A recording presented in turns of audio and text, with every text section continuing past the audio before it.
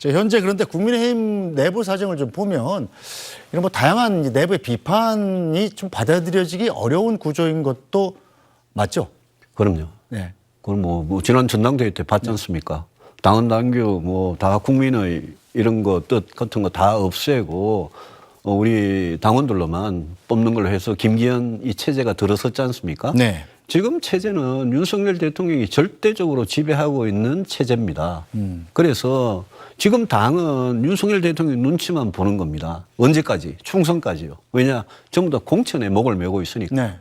총선 지나고 나면요. 대통령께서 아셔야 되는 게 총선 지나고 나면 지금 국민의힘에 대통령한테 아부하고 뭐 충성 맹세하는 이 사람들이 총선 지나고 나면 대통령이 만약 인기가 떨어지고 곤란한 일이 생기면 도와줄 것 같습니까? 절대 아닙니다. 그래서 대통령께서 정치를 안 해보셔서 그런데 여기에 지금 국민의힘을 네. 완전히 자각을 했다라는 거는 착각입니다. 총선까지만 유효한 거예요.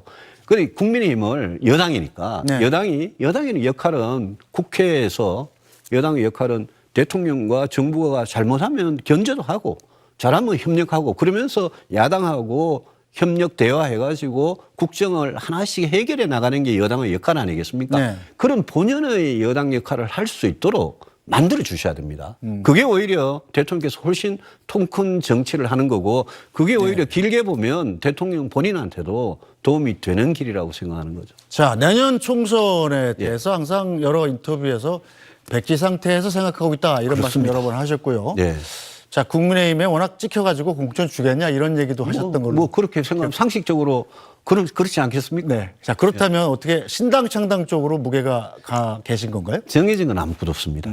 저는 뭐 평생을 보수 정당에서 정치를 했고 저는 보수든 진보든 진짜 국민의 목소리를 제대로 듣고 하는 정치를 해야 우리 정치가 바뀐다라고 생각을 해서 보수 정치를 개혁하겠다는 그런 소명을 갖고 있었는데 제가 밖에 나가서 바른정당도 해봤습니다. 네.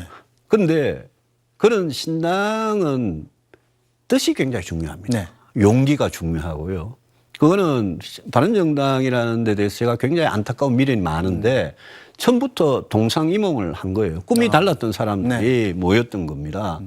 저는 지금 신당에 대해서는 정해진 건 아무것도 없고 할 시간이 저는 있기 때문에 가을까지는 깊이 고민을 하고 백지 상태에서 생각을 해서 제가 우리 정치를 조금이라도 바꾸는데 제가 어떤 길을 가야 되는지 제 결심을 할 생각이고요.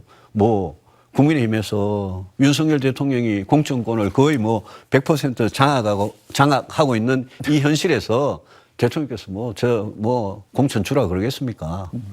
어쨌든 가을에 어떤 결정을 하실까 상당히 좀 궁금해지는군요. 오늘 말씀은 많은 고민을 하고 있고 어떤 식이 되든 우리 정치를 개혁하는 방향으로 가겠습니다. 네. 오늘 말씀은 여기까지 듣겠습니다. 유승민 전 의원이었습니다. 고맙습니다. 네, 고맙습니다.